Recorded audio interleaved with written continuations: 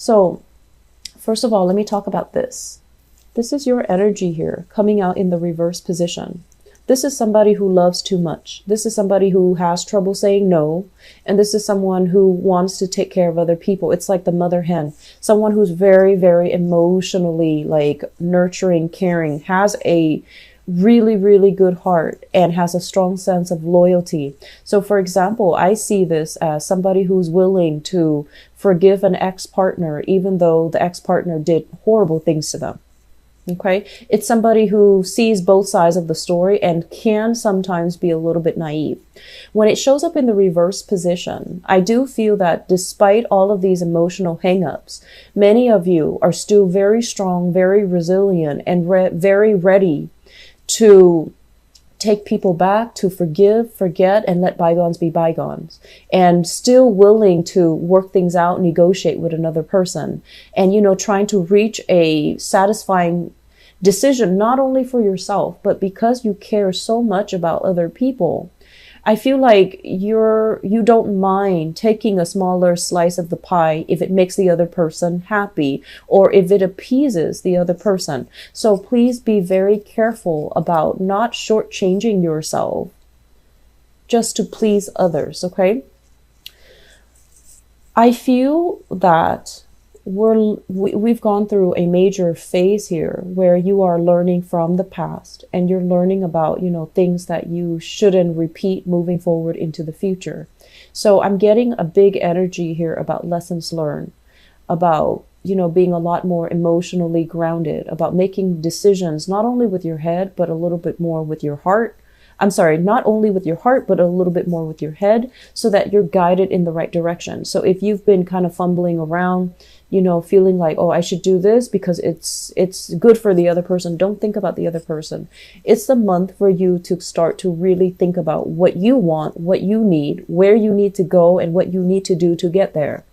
So you're kind of turning your back on a few decisions that have not really worked out for you, or that left you feeling like you're being shortchanged, or that left you feeling like you deserve more. So it's a long process for you guys to get here, but I feel like this is the month where it's almost like enough's enough. I need to be smarter about this. I need to take care of myself. So the second card coming through in the picture is the Six of Wands. The Six of Wands, this is a card about being a leader in your own right, having a wide following, having people kind of, they're like hanging on your every word. Your actions, your words are being noticed, and you're being groomed for a position of success. Some of you might be working in a very high powered, in a very public type of a capacity where what you say has a lot of sway, has a lot of influence over how things, policies, I'm sensing, how things are being carried out. Some of you have a lot of sway, a huge following. So you might, you know, be in social media. You might have a wide, you know, following. You might have people that consult you because they trust your experience. They trust your expertise. They trust your knowledge. So this is a really good place to be. And I'm sensing as well, this is a situation where you made conscious decisions to kind of like, I'm seeing this kind of like going under the radar. So you might have, I don't want to say compromise, because I feel like this is a deliberate, strategic attempt in order to get ahead in life. So you might have to work with people that you don't really like, you don't really agree with, but you're at a point where you have wisdom and fortitude. So you know how to navigate that, you know, office politics. You know how to navigate even the politics of your work environment so that you're able to get ahead without burning bridges, without, you know, telling some people, I don't agree with you and I'm going to do things differently. So I feel like you're kind of like that social chameleon that slides under and then comes out ahead.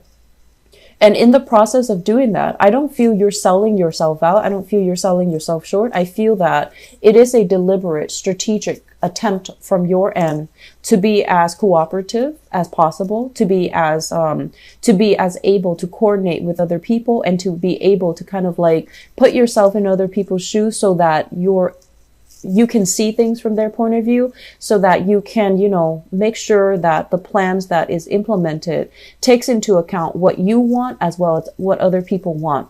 So for those of you who are operating on the positive side of this, you've already made it. You've already at a point where professionally things are really good. You're in the public limelight. You might have like I mentioned, fame, fortune associated with the work that you're doing. And now you're at a point where you're thinking about definitely giving back. You're thinking about as well, what is my next step?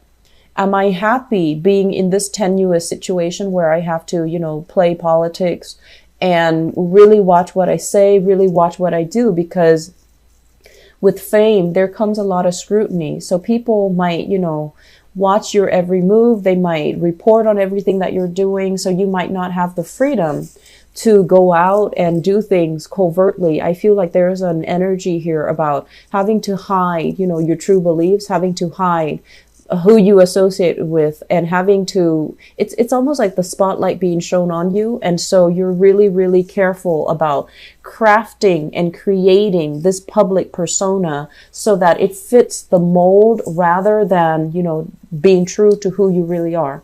And I don't feel this is a difficult process. I feel like you're very good at it. You're very good at it. And I don't feel like it's a bad thing because you know how to work the system. Okay. But at the same time, I feel like further down the line, let's say if you're projecting a few years into the future, is this okay with me? Can I kind of de-emphasize that part of myself in order to get ahead? And I feel like this is where the decision is coming in, because yes, on the one hand, there's a lot of fame, there's a lot of fortune, there's a lot of wide following. But on the other hand, are you emotionally true to yourself? And are you emotionally happy? Are you able to do things kind of like out of the darkness of the night, or, in clear view without feeling guilt, without feeling shame? Or are you still kind of succumbing to this social expectations or professional expectations and doing things very much by the book, but is not bringing you that emotional satisfaction? Okay. So I feel some of you are dealing with this, who have really made great strides in your professional life. And then for others of you, this is where the reading kind of splits up. We're at this state where emotionally finances are really, really bringing us down. Okay. This is like juggling two jobs, juggling two responsibilities, having a lot of obligations kind of imposed upon you, where you're unable to keep things afloat, or you're unable to kind of maneuver. I want to say you're, first of all, not grounded enough. You're kind of wobbly. And then all the responsibilities that are piled on top of you, it can feel very, very restrictive, and it can feel very oppressive. And I do feel taking on the burdens of other people. I'm also sensing as well, family burdens. Okay. I'm feeling there is somebody in your family, a mother figure possibly, or even a father figure, because I feel like this is a masculine energy here, the Sagittarius energy with the Temperance card, but this is also a very feminine energy. So whoever it is that, took care of you, whoever it is that fed you, made sure you did your homework, whoever it was that you consider like that parental figure, there might be some emotional imbalances or even drinking issues within the household that you're dealing with. And this is something that you kind of accepted, that's just mom, or that's just dad, they drink, or they're always a little bit somber, or they're always a little bit depressed, or they're always making bad decisions. And you accepted it as that's just what it was. It was easier to accept growing up. And for the past few months, I feel like this has been an ongoing issue where things were kind of swept under the rug out of respect for the relationship that you have with them. And as well, out of the respect for the fact that, they raised you. I feel like you went along with it, you accepted it, and you never questioned it.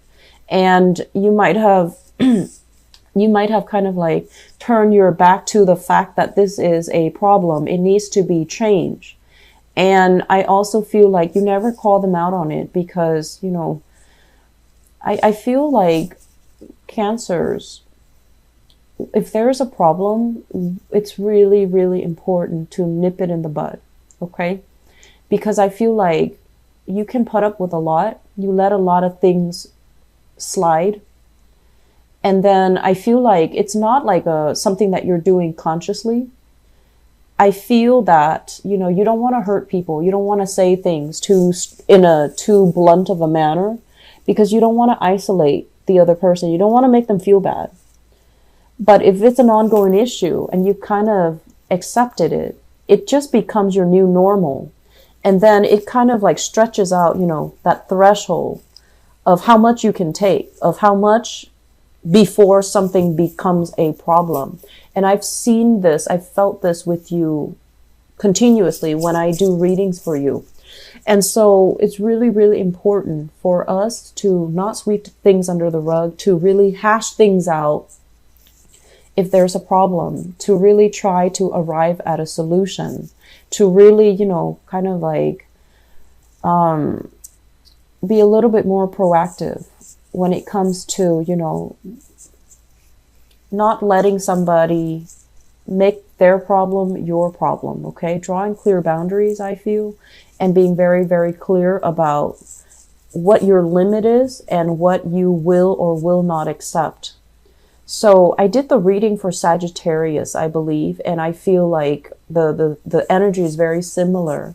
But with Sagittarius too, they procrastinate. Sagittarius are major procrastinators, because, you know, they're very, very lucky in general. So they feel like, oh, if I don't do it tomorrow, it's not the end of the world. But I feel like with you, you're just like, okay, this is my limit. And then somebody would kind of like bring you very, very close to that limit. And you're afraid. They're so close. The limit is already there. So you back up a little bit. You extend your limit just a little bit to cater to that other person. So moving forward, what I do feel is there are a lot of things here.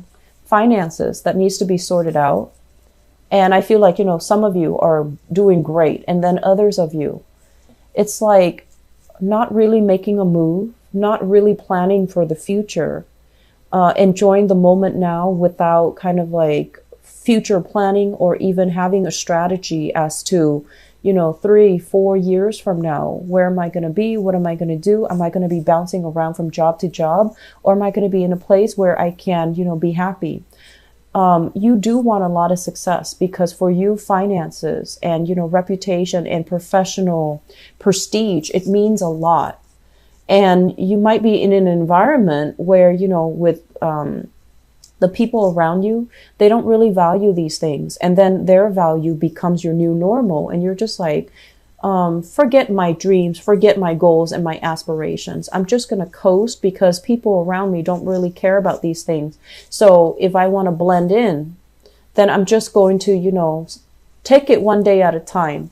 Live life to the fullest and not plan for the future. And that is a huge mistake, because I feel like the past 3 years, things have been kind of topsy-turvy for many of you. Some of you have really worked hard, but I feel like you might have compromised, you know, your values and things like that as a result. And then for others, I still feel lack of financial planning, lack of investing in yourself so that you can get yourself to a better position, so that you can get yourself to a more stable or a more, you know, incremental, I want to say, advancement when it comes to your career. Okay. So that is one area that I feel needs to be kind of sorted out, and you need to do some long-term planning. I do see people going back to school, and, you know, going back to school is never easy, especially if you have children in the picture, if you have other people that you need to take care of. And if you feel like I have to work because I have somebody that's dependent on me, that's very, very noble of you. But find a way to manage two things successfully. Try to find a way to, you know, possibly even doing night classes if you can, okay? Because I feel like this way of doing is not really going to serve you well, because emotionally you're not feeling hopeful. And then financially, it's very topsy-turvy. I do see opportunities for you working And I do feel like it might take you away from your geographical location. This is a card greatly about travel, about thinking about voyages, thinking about a change in geographical location, a change in housing environment. It's been contemplated, but I feel like you have so much at stake. There might be family members, support system, friends in the present environment, and you don't feel like it's realistic for you to go somewhere else and start over. So we have a lot of travel energies here with the Two of Swords, the Two of Pentacles too, shifting between two locations, and also the Temperance card, which rules Sagittarius, and they are notorious for travel and traveling very light. So there's major things coming into the picture for you. A move, I feel, it's also very imminent. You're still thinking about it. You're not budging. You're not making a move. And I feel like you're not sure this is going to pan out. Okay. Cancers, things will work out. Set some plan in motions first. Okay. Set some things in motion. You don't have to say yes to everything, but set some things in motions. That way you have some options when you need it. Okay. I feel like for those of you who have children, there might have been a falling out between, the children's mother, the children's father, and you're at a point right now where you are collaborating or at least cooperating with each other in a very cordial manner. It could be on the surface. It could be, you're kind of like biting your tongue. But either way, I feel like there's harmony here when it comes to co-parenting, when it comes to like trying to make nice just so that you can maintain that harmony for the child, which is also very, very honorable of you.